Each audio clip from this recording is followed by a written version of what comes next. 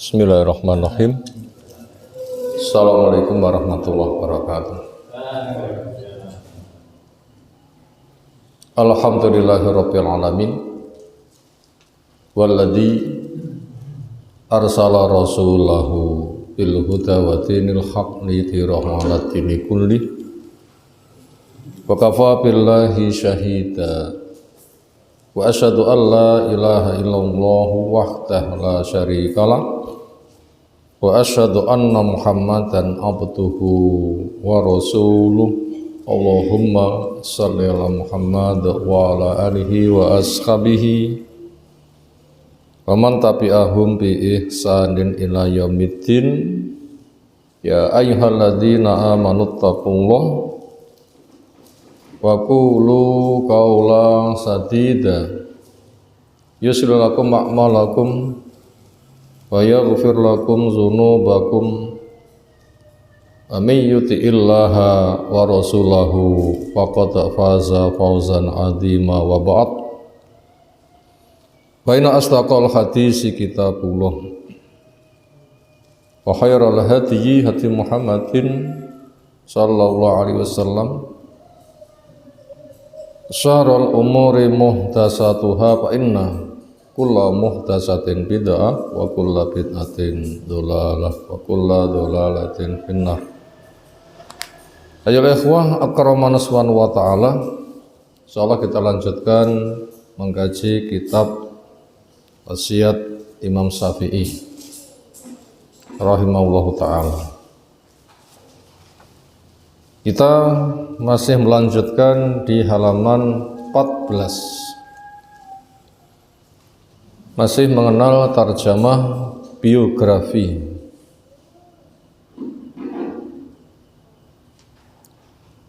profil dari kehidupannya Imam Syafi'i rahimahullahu ta'ala. Pertama, masalah silsilah nasabnya. Ketemu dengan Nabi SAW berada di Hashim.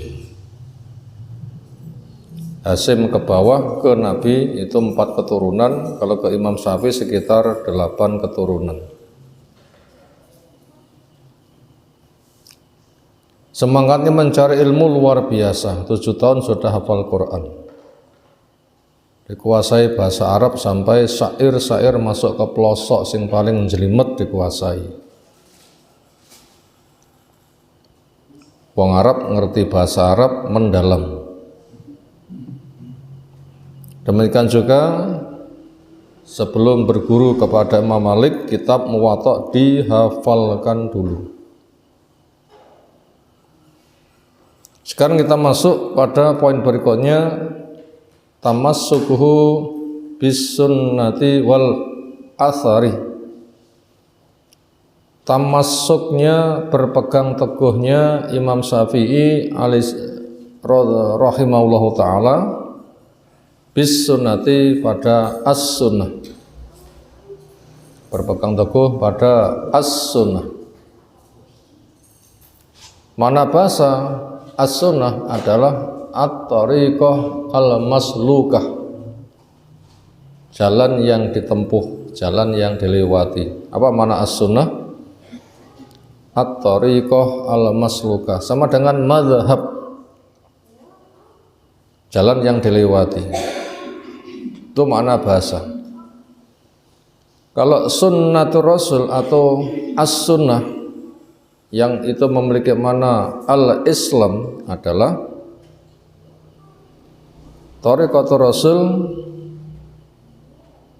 fil ibadah ila Allah ta'ala, jalannya rasul di dalam menghamba kepada Allah ta'ala.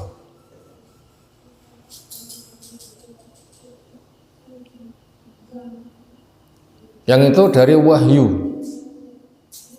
yang tidak pernah bicara dari hawa nafsu. Bentuknya Al-Quran dan tafsir yang selalu mengiringinya. Yang pesan Nabi SAW, ala inni utitul Quran wa mislahu ma'ah. Ketahuilah saya diberi Al-Quran dan yang semisal selalu menyertainya. Yang fungsi sebagai bayan, punya fungsi kegunakan sebagai bayan. Karena Allah menyebutkan tugas Rasul li tubayyina linnasi ma nuzzila ilaihim, untuk kamu jelaskan kepada manusia wahyu yang diturunkan.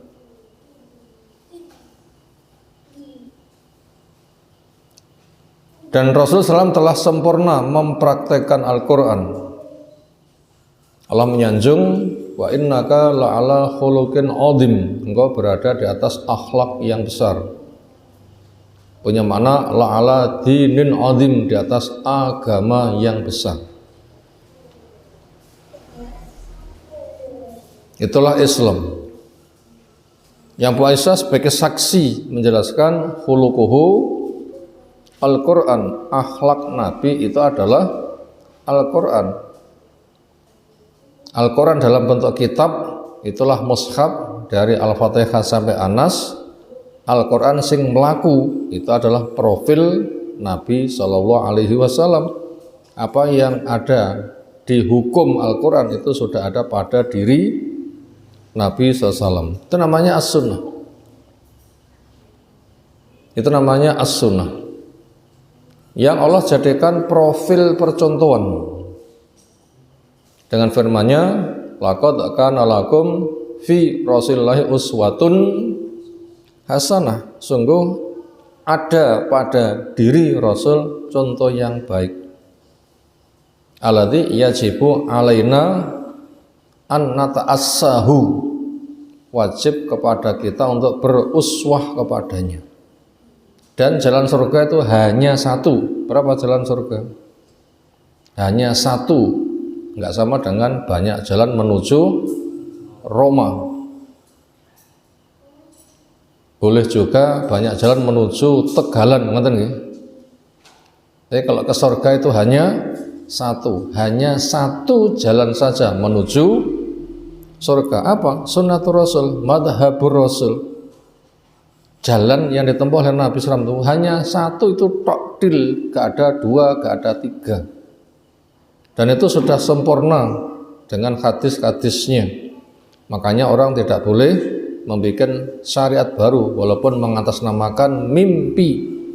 Aku mimpi cotok Nabi diparingi amalan ngene-ngene, bolehkah?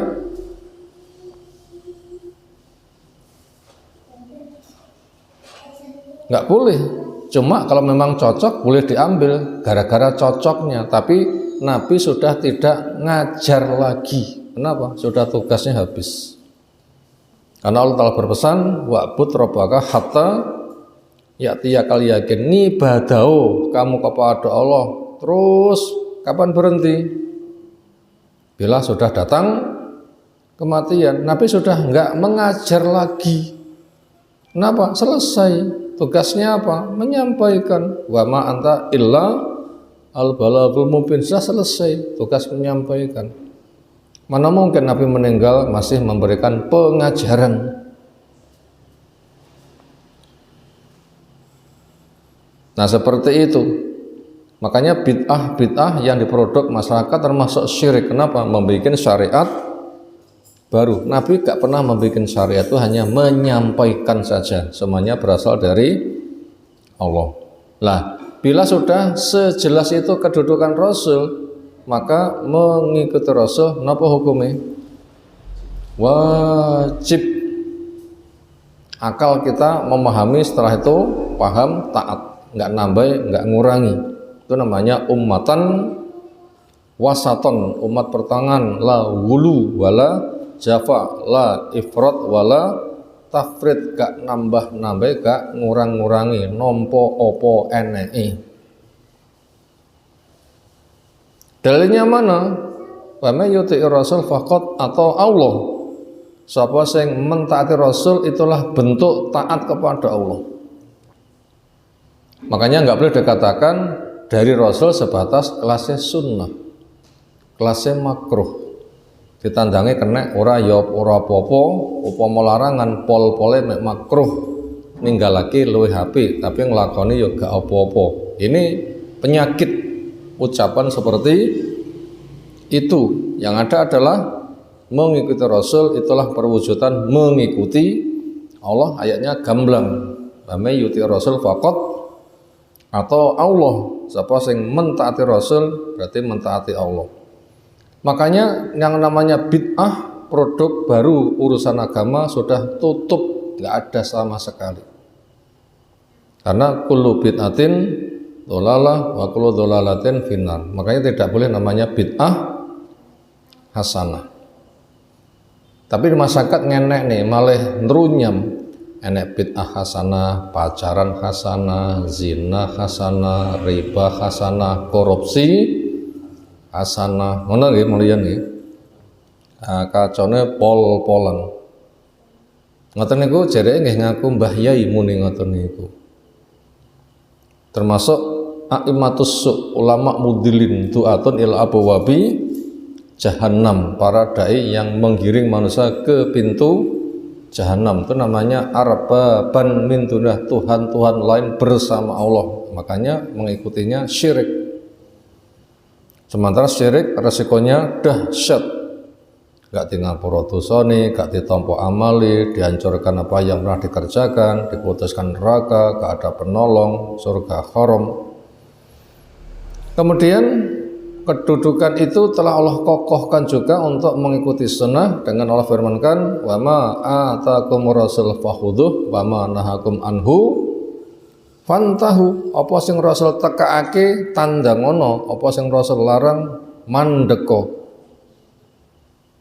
Walaupun tidak dalam bentuk bahasa perintah orang menyebelkan wajib, yang penting Rasul datangkan ajak, Rasul tidak pernah mandek, itu sudah wajib namanya. Makanya ketika bulan Ramadan, hari pertama datang, hari kedua datang, hari ketiga datang, hari keempat tidak. Berarti Rasul pernah, tapi Rasul juga tidak. Itu baru namanya sunnah, dikerjakan oleh ndak ya enggak apa-apa, sunnah di dalam alam fikih. Tapi kalau Rasul nandangi terus, itu sudah wajib namanya. Itu sudah wajib. Makanya mengingkari sunnah Nabi itu hukumnya sama mengingkari dengan Al-Quran. Kufur satu hadis sama dengan kufur kepada Al-Quran, sama hukumnya. Makanya Imam Syafi'i termasuk orang yang bertamasuk kepada sunnah. Wal athar dan jejak. Yang dimaksud dengan jejak itu adalah asharus sahabah, jejake sahabat. Siapa sahabat? Kita lihat kriteria sahabat. 1, semasa Nabi. 2, ketemu Nabi. 3, mendapatkan dakwah Nabi, diterima, dijaga sampai mati. Nah, itu kriteria sahabat. Apa tadi kriteria sahabat? 1, semasa Nabi. 2, ketemu Nabi. 3, mendapatkan dakwah Nabi, diterima, dijaga sampai mati. Itu dijamin surga sahabat yang seperti itu. Itulah Muhajir Ansor radhiyallahu anhum. Itulah sabilul mukminin, jalannya orang yang beriman. Termasuk khulafaur rasyidin diawali Abu Bakar, Umar, Utsman, Ali dan yang semisal itu diperintahkan alaikum bisunnati wa sunnatil khulafa ar-rasyidin al-mahdiyyin min ba'di addu 'alaiha binawajid. Ikuti sunnahku, itu jalan kehidupan Nabi, dan sunnah para penggantiku yang terbimbing lagi membimbing, gigit dengan geraham. Jauhi perkara agama di produk baru, namanya bid'ah, sesat dan neraka. Itu namanya asar. Makanya Al-Quran di atas kepala, sunnah di atas kepala, jejak sahabat di atas kepala. Selainnya itu baru manusia dengan manusia. Artinya bisa benar, bisa salah. Sahabat termasuk dijamin adil, karena Allah menyatakan radhiyallahu anhum. Allah Rasul juga menyebutkan alaikum bi ashabi, ikuti sahabatku. Bahkan tidak boleh mencela kepada mereka, la tasubbu ashabi law anna ahadakum misla uhudin dhahaban fayunfihu ma yuyazuzayinu mutta ahadihim au kama qala Nabi sallallahu alaihi wasallam.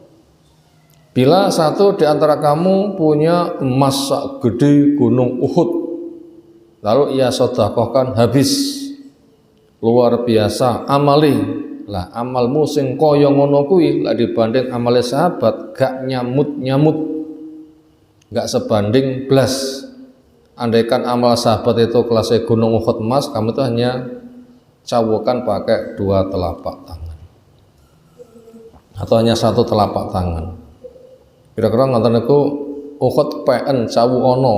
Ini kira-kira nganti tangan entek Uhud-e tasik napa pun teles.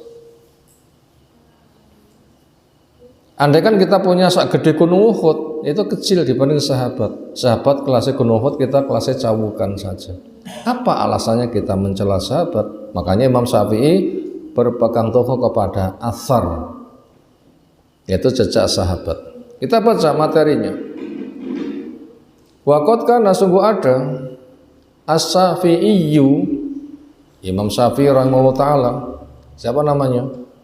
Muhammad bin Idris bin Abbas bin Utsman bin Syafi' bin Sa'ib bin Ubaid bin Abdi Yazid bin Hasim. Nah, ketemu Nabi di Hasim di sini. Nabi kita Muhammad bin Abdullah bin Abdul Muthalib bin Hasim. Papat Imam Syafi'i 8 atau 7 sekitar itu.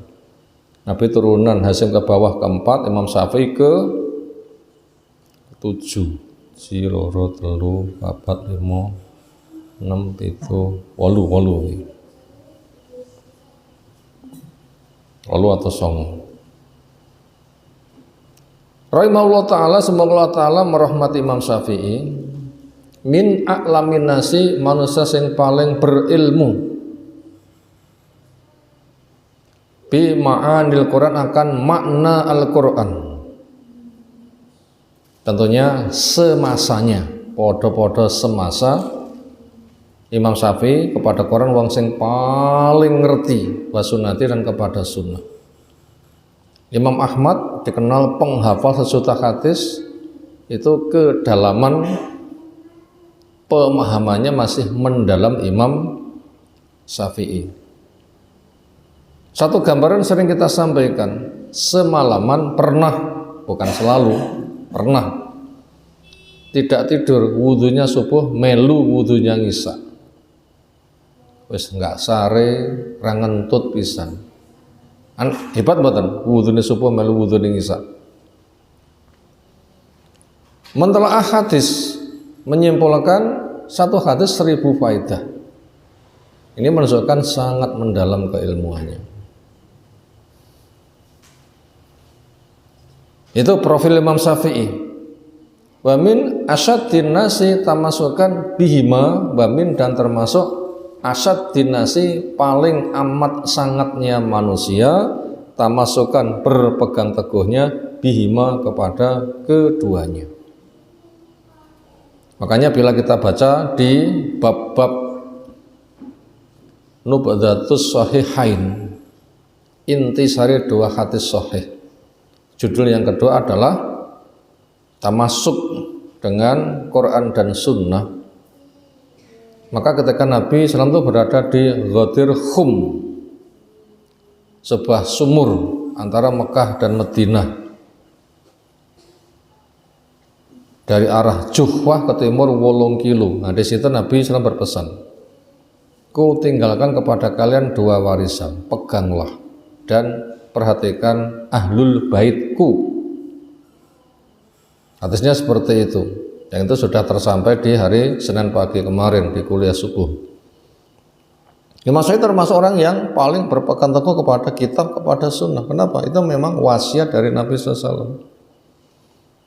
Wakana ada Imam Syafi'i min ahsanin nasi, dari terbagusnya manusia, tawajuhan sambutannya lil ilmi, terhadap ilmu. Podo-podo mendapatkan hadiah gratis, sitok duit berapapun, sitok ilmu. Imam Syafi'i luwih semangat nyambut sing pundi? ilmu lagi kita sami duit dhisik sebenarnya. Alasannya gak nak modal cari ilmu, tapi seringnya itu malah menyusahkan. Kakean duit susah betul. Kipas kakean listrik sakit kobong betul. Berarti kipas kakean listrik sakit kobong, wong kakean duit sakit kobong hati ini. Akeh hujane wong sugih. Makanya Nabi kita selalu menempuh jalan kafafan, gak turah-turah juga gak koret-koret, gak turah-turah juga gak koret-koret, seimbang. Makanya itu banyak sedekah. Sampai harta masuk gak bisa dihitung, 3 hari habis. Tentunya keluarga setelah diberi semuanya jatah rentang waktu tertentu. Nah, semoga kita bisa napak tilas. Sugih untuk sedekah bukan sugih untuk dibanggakan dan ditumpuk-tumpuk.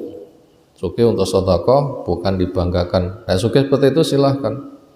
Karena ada dua yang butuh untuk diribetoh menggunakan bahasa hasad dengan pesan Nabi Sallam, la hasada illa fis natain. Al-awwal rajulun atahullahu hikmah, wasani rajulun atahullahu malan, masalatu ala haq, atau kama qala Nabi SAW. Enggak boleh adanya ghibtoh, wong liya duwe kene pengen, aku pengen duwe kaya dheke. Enggak boleh, kecuali dua. Menggunakan bahasa hasad sebagai penyangat. Ojo nganti kesengsem, kecuali dua hal. Satu, seseorang yang Allah memberinya ilmu yang dia bisa melaksanakan konsekuensi ilmu. Ya Allah, kapan aku iso duwe ngono kuwi? Boleh. Diharuskan. Biar kerja keras. Lihatlah orang yang lebih supaya kita bisa mengejar. Sehingga nanti lomba. Yang kedua, orang diberinya harta tapi habis disedekahkan untuk yang hak. Kapan ya aku iso sugih kaya ngono kuwi? Anak proyek wis tak jamin nih, anak proyek wis tak selesai nih, anak proyek wis praputu tak beresi. Nah, sugih seperti itu silahkan. Bukan ditumpuk dan dibanggakan. Makanya tawajuhnya, sambutannya Imam Syafi'i itu lebih semangat kepada ilmu, warrogbati, dan semangat fil khair di dalam kebaikan. Bahkan yaqul Imam Syafi'i mengatakan, waditu saya ingin annan nasa sesungguhnya manusia ta'allamu mempelajari hadzal ilmu ini. Aku pengen wong-wong belajar ilmu iki rene tak ulang. Wala yunsabu dan tidak ada yang dinisbatkan ilayya kepadaku syai'un sesuatu pun minhu dari ilmu. Lah wis pinter rasa ngomong aku murid Imam Syafi'i. Gak usah kamu sebut-sebut saya. Pengen duwe ilmu rene tak ulang. Lah wis pinter gak usah kamu sebut-sebut saya. Aku murid Imam Syafi'i. Saya gak cari nama. Tapi saya ingin mengajar. Abadan selamanya.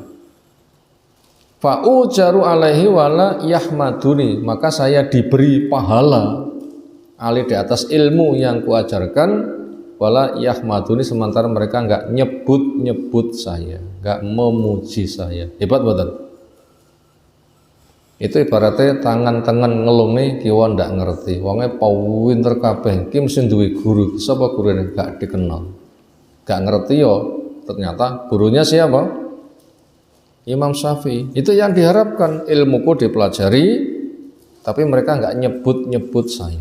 Itu betul-betul gambaran keikhlasan. Makanya bila madhab Imam Syafi'i itu menyebar, rata-rata wonten Indonesia lek ditanya madhabmu opo, napa jawabnya? Syafi'i senajan kata sing mek abang-abang lambi. Tapi setidaknya nama itu sudah sangat dikenal dan dicintai. Satu kesempatan kalau dijelentreh nih, mereka itu harapan itu manut. iki lho profil yang kamu banggakan sapa? Imam Syafi'i. Lah awakmu ngomong imamku Imam Syafi'i kok nggak kenal Imam Syafi'i piye? Ini kan kena tinggi giring kan ya. Jadi nama harum itu sudah cukup jadi modal. Kekurangan nanti bisa dibenahi. Bila sudah simpatik dengan orangnya, harapannya nanti didandani gampang. Didandani gampang. Makanya mereka yang betul-betul lurus seperti itu dilurus nih ketika nyimpang itu mudah. Nah, berkaitan sikap Imam Syafi'i, punya ilmu, semangat mengajar, tapi mereka tidak usah memuji saya.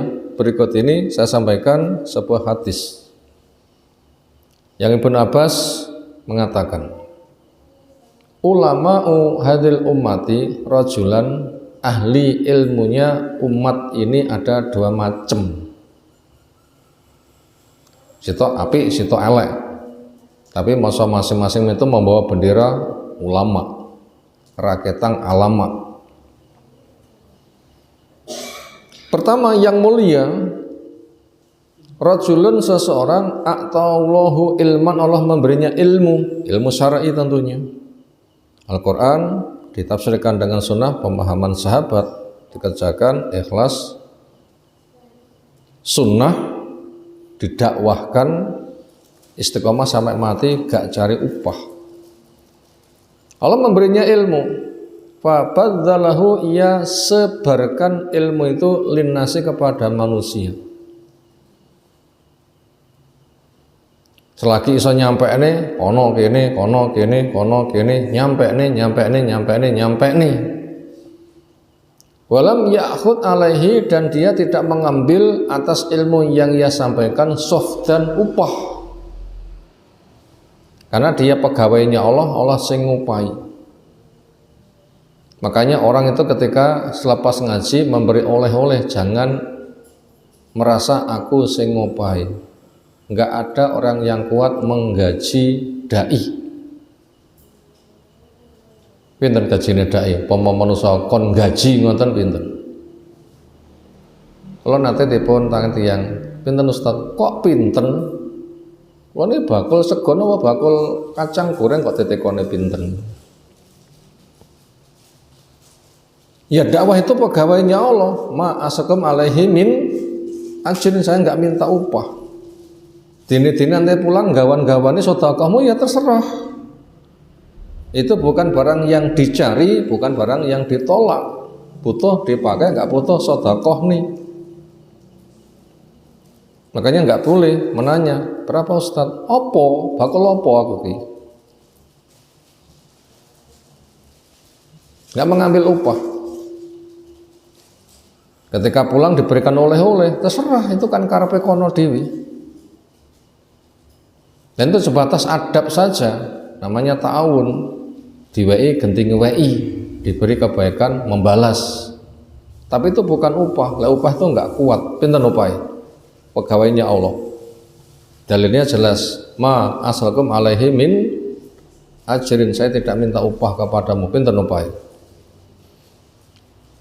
Pesan Nabi SAW kepada Ali ketika menugasi panglima perang di perang Khaybar, dikatakan ala rislik, gimana la takjal, awakmu tak tugasnya dari komandan tapi aja kesusu, kata tak tia sahatahum, sehingga kamu datangi medan mereka.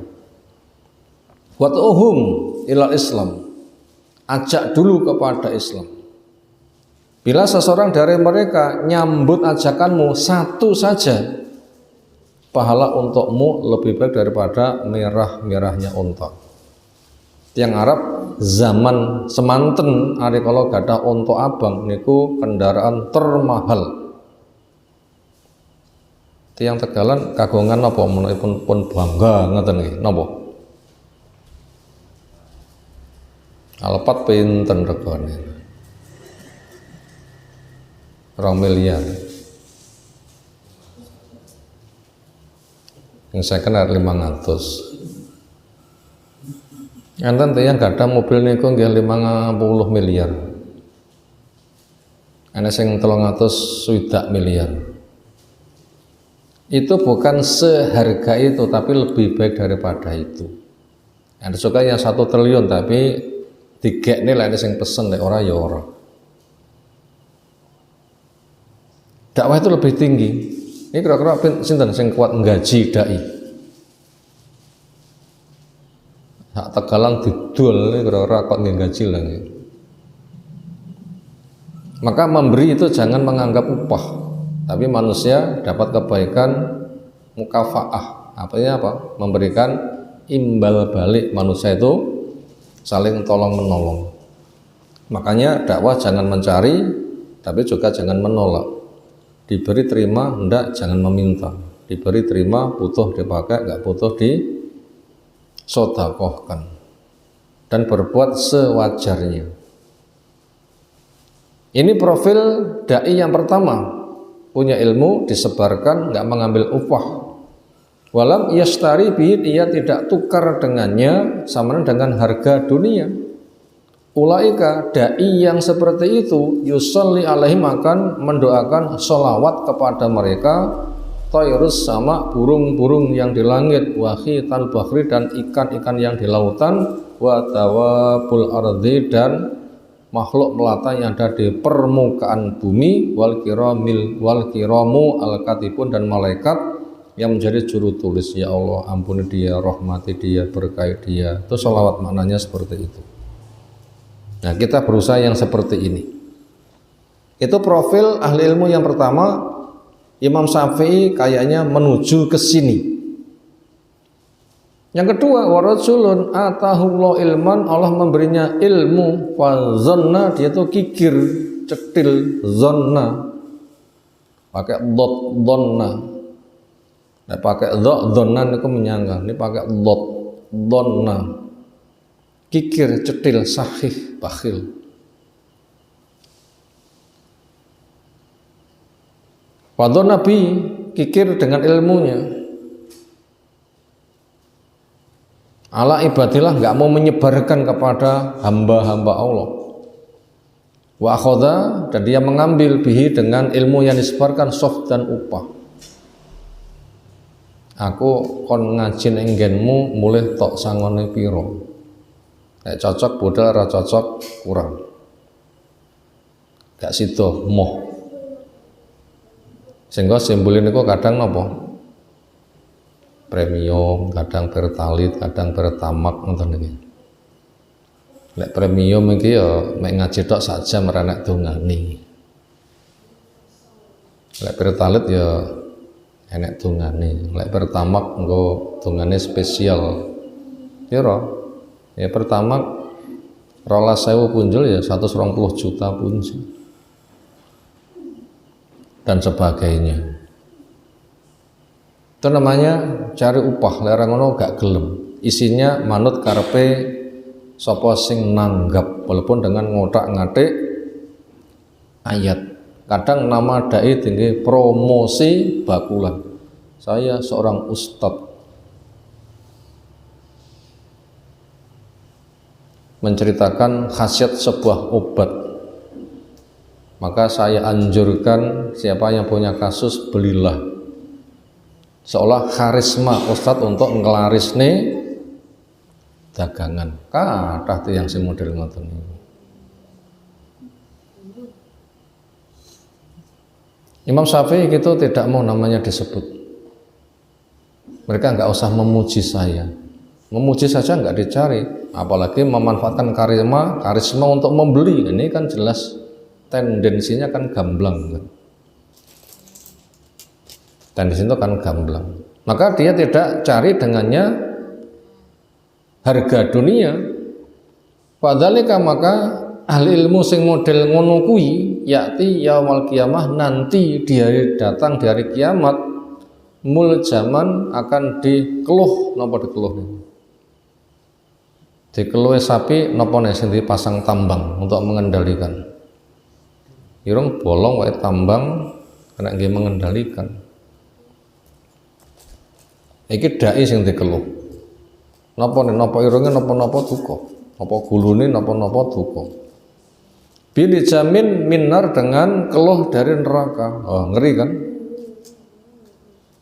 Ini bisa merujuk di dalam tulisan Ibnu Qayyim, judulnya adalah buku beliau Miftahus Sa'adah pada jilid yang ke-1 halaman 252, dan itu sahih. Itu tadi karakter ahli ilmu, ada ilmunya, memang betul-betul tulus. Imam Syafi'i programnya begitu. Saya senang mereka cari ilmu dariku, tapi mereka tidak memuji saya. Pujian saja nggak dicari, apalagi dunia. Yang satu lagi memang untuk mencari dunia, cari nama, dikenal, untuk penglaris dagangan. Ini mengerikan, itu membahayakan. Kadang barang sing didagangin kok malah penampilan porno ngoten nggih. Itu memprihatinkan sekali, naudzubillah min dzalik. Berikutnya masuk di halaman yang ke-15. Maka ada Imam Syafi'i rahimahullah ta'ala yaqul mengatakan, kullu ma qultuhu, semua yang pernah ku katakan, entah itu fatwanya langsung atau di Musnad Syafi'i atau di atau di kitab apalah yang lain-lain, Arisalah dan semisalnya. Fakana, maka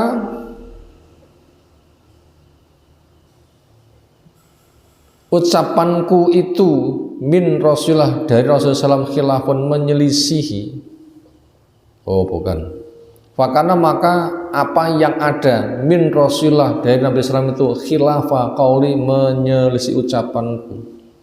Aku ngomong, berfatwa, nulis kitab, ketika dikoreksi, ucapanmu, bukumu, fatwamu ternyata enggak serasi dengan dawuh Nabi Shallallahu Alaihi Wasallam. Itu hasil koreksi, kitabmu enggak serasi dengan dawuh Nabi Shallallahu Alaihi Wasallam. Khilafah qauli mimma soha, dari hadis yang sahih, ternyata ucapanku bentrok dengan dawuh Nabi. Bahwa aula, maka sunnah Nabi itulah yang utama. Wala takluduni, kamu jangan taklid kepada saya. Jadi Imam Syafi'i siap ketika bukunya, fatwanya, ucapannya bertabrakan dengan sunnah untuk dibuang. Buang bukuku, ambil pesan Nabi Sallallahu Alaihi Wasallam. Nah ini betul kali ahli akal, sing ngorese katis Nabi, dianggap nggak masuk akal. Itu membahayakan sekali. Imam Syafi'i itu luar biasa, betul-betul pengikut sunnah. Kedua, berikutnya, waqala, beliau mengatakan, mata rawaitu, kapan saja saya meriwayatkan, an Rasulullah, dari Rasul SAW, hadisan, suatu hadis sahihan yang sahih, walam akhud bi, tapi saya tidak mengambil, aku ngriwayatake hadis dari Nabi tapi tidak aku ambil dengannya. Fa ushitukum, maka saya persaksikan kepada kalian, anna akli qad dhahaba, sesungguhnya akalku telah hilang. Lek aku ngriwayatake hadis dari Nabi tapi enggak tak nggih seksenono, aku ki wis gak normal neh, bukan orang yang berakal lagi. To arane wong gendeng ya ora opo-opo, bahasa gampangnya begitu. Kalau begitu Imam Syafi'i mengutamakan apa? Pendapatnya nopo dawuh Nabi SAW. Nah gitulah, berpegang kepada sunnah yang luar biasa. Nah, sementara tukang khurafat zaman mereka pun ra karo-karoan. Nabi mencium tangan saya, saking kagetnya aku nganti terpental, wonten bahasa-bahasa ngoten niku. Itu mengerikan, bahasa-bahasa seperti itu. Itulah ungkapan yang luar biasa dari Imam Syafi'i. Kapan saja saya meriwayatkan hadis dari Nabi, itu jelas sahih, saya kok enggak mengambilnya sebagai hukum untuk saya tunduki, saya persaksikan kepada kalian, akalku telah hilang. Wa kana yaqul, dan Imam Syafi'i mengatakan li Ahmad, kepada muridnya namanya Imam Ahmad bin Hanbal. Yang satu kesempatan Imam Ahmad juga jadi guru Nabi, guru Imam Syafi'i. Itu semasa itu. Satu waktu Imam Syafi'i gurunya di dalam periwayatan hadis, satu waktu Imam Ahmad sebagai guru Imam Syafi'i. Berkata li Ahmad bin Hanbal rahimahullah taala, antum a'lamu, hei Imam Ahmad, kamu lebih tahu bil akhbar berkaitan hadis as-sihah yang sahih minna daripada kami. Kean periwayatan hadismu luwih akeh timbang sing tak riwayatake. Imam Ahmad dikenal napa? Penghafal 1.000.000 hadis. Fa idza kana khabarun sahihun, bila ada kabar yang sahih, bagaimana hadis? Fa'alimni, tolong beritahukan kepada saya. Di kasus ini Imam Ahmad sebagai gurunya. Hatta adhaba ilaih, sehingga saya berjalan kepadanya. Hadis yang kau sampaikan sahih, akan saya jadikan jalan yang ku tempuh, jadi madhabku. Kufian, karena entah itu periwayatan kamu dapatkan hadis dari orang Kufah, au Basriyan atau orang Basrah, au Samiyan atau dari orang Sam. Gak masalah dari mana, sebenarnya itu sahih, maka sampaikan, saya akan menempuhnya sebagai jalan yang ku lalui. Wa balagha min tamasukihi bil hadis, dan sampai berita min tamasuki berkaitan berpegang teguhnya Imam Syafi'i hadis kepada hadis, annahu ausa, bahwa Imam Syafi'i itu berwasiat bil tizami ashabihi, untuk berpegang teguh kepada sahabat-sahabat Nabi. Kenapa? Memegangi hadis Nabi nggak bisa dipisah dari sahabat. Kenapa masalahnya? Andaikan Nabi digambarkan soto, sahabat niku piringi. Nabi menyampaikan dalil, sinten sing nampa? Sinten sing nampa? Ya sahabat toh. Lah kan disampaikan sahabat enggak enak apa nggih sotone marit-marit. Gambaran. Jadi Nabi menyampaikan, mengajar itu sahabat sing nampa. Kenapa? Itu memang murid. Makanya orang itu bisa mendapatkan hadis dari Nabi apabila itu diriwayatkan oleh sahabat. Karena yang jadi muridnya itu gitu, sing ngerekam itu. Makanya sahabat itu diikuti, makanya sahabat itu dijamin. Maka dikatakan alaikum bi ashabi, ikuti sahabatku. Kenapa? Pesanku itu memang ditompo ini sahabat. Fayaqul, maka Imam Syafi'i pesannya begini supaya menghargai sahabat. Alaikum, wajib kepada kalian bi ashabil hadis, kepada pemilik hadis. Sahabat itu pemilik hadis. Fa innahum aktsarun nasi sawaban, maka sungguhnya mereka orang yang memegangi hadis. Aktsarun nasi, paling banyaknya manusia, sawaban, nilai kebenarannya. Ini apa? La upah saupah hadis. Itulah ilmunya, pemahamannya, pemikirannya, darahnya. Semisal tiang wonten pandai besi, sangit wonten. Ya, itu gambaran. Waqala, beliau berpesan, idza ra'aitu rajulan min ashabil hadis, idza, ketika ra'aitu, saya melihat, rajulan, seseorang, min ashabil hadis, dari yang memegang teguh kepada hadis. Faka'annama, seolah-olah saya, ra'aitu rajulan, melihat seseorang, min ashabin Nabi, dari sahabat Nabi SAW. Aku lek roh ahli hadis, kesanku itu sahabat. Aku lek roh ahli hadis, kesanku dia itu seorang sahabat. Sebagai satu bentuk penghargaan kepada siapa? Sahabat. Kenapa? Sahabat itu memang obah itu dengan petunjuk Nabi, penjaga ternama. Jazahumul khairah, semoga Allah membalas kepada para sahabat dengan baik, kepada para pemegang hadis dengan baik. Hafidhu lana al-asla, hafidhu, para penghafal hadis, menjaga lana, untuk kita, al-asla, pokok masalah. Hadis itu pokok masalah. tafsir Quran itu hadis. Falahum alaina al-fadlu, maka buat mereka doa dari kami adalah keutamaan.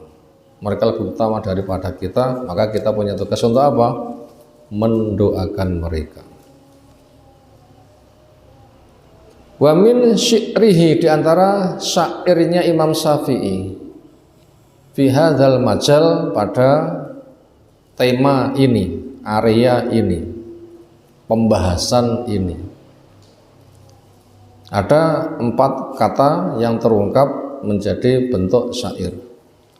Kullul ulumi siwal qur'ani musghilatun illal hadisa wa ilmal fiqhi fiddin. Al ilmu makana fi qola haddasana wa masiwadaka waswasus syayatin. Kullul ulumi, semua ilmu, siwal Qur'ani, selain Quran, itu musghilatun, melalaikan. Illal hadisa, kecuali hadis, wa ilmal fiqh, dan ilmu fikih, fitin, tentang agama. Itu baru tidak menyibukkan. Artinya manfaat. Al ilmu, apa itu ilmu? Maka nabi, apa yang ada padanya, qala, Allah berfirman, hadasana, cerita kepada kami Rasul sallallahu alaihi wasallam. Jadi ilmu itu adalah Al-Quran, ilmu itu adalah As-Sunnah. Qala Allah, qala Rasul, itu baru namanya ilmu. Wa ma siwa dzalika, ilmu apabila bukan qala Allah, bukan qala Rasul, bukan qala sahabat, itu waswasus syayatin, waswas dari setan. Termasuk ilmu kalam, itu termasuk waswas dari setan. Nah, bagaimana tanggapan Imam Syafi'i berkaitan masalah ilmu kalam?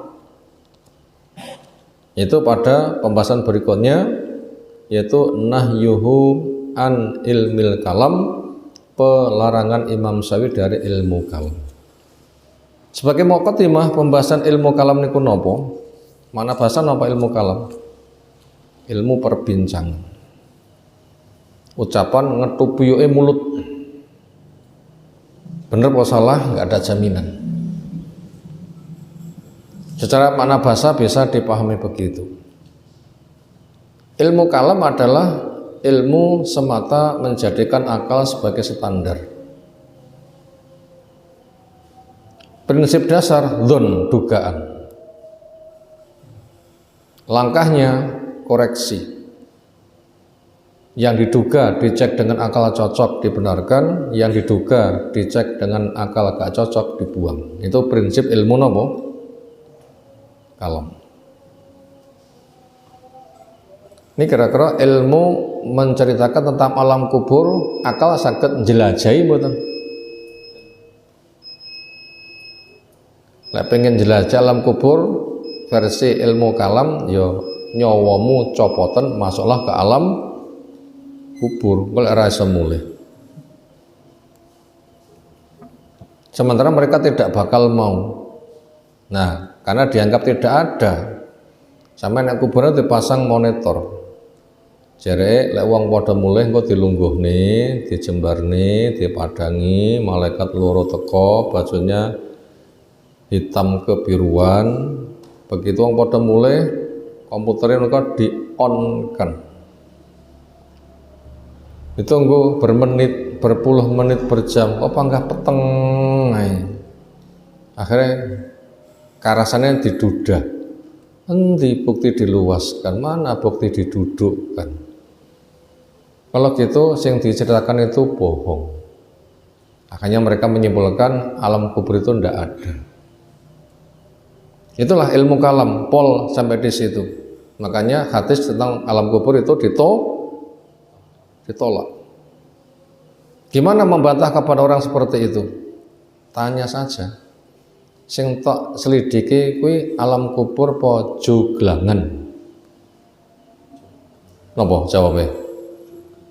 Ya jelas Tapi ya carane, ya nyawamu copotan budalon yang alam kubur nggo perangkat nggo siaran langsung kok kono tak rungone kok kene. Itu pol-pole ilmu kalam, ilmu filsafat nggih namung ngoten-ngoten niku. Makanya agama bila cara pemahamannya menggunakan akal-akalan, agama akan dibuang. Makanya kiai bila cara berpikir agama filsafat itu jangan kiai zalim, penyesat, dai-dai menuju ke pintu jahanam, ujung-ujungnya gak percaya Allah, gak percaya malaikat, gak percaya alam kubur, hari kebangkitan, surga dan neraka, ujung-ujungnya hidup hanya dunia saja.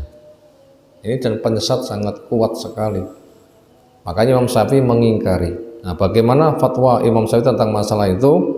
Pembacaan materinya seolah bisa kita telah di waktu berikutnya. Demikian yang kita sampaikan. Ada tanggapan silahkan. Kira cukup istirahat. Subhanakallahumma bihamdika asyhadu an la ilaha illa anta astaghfiruka wa atubu ilaik. Assalamualaikum warahmatullahi wabarakatuh.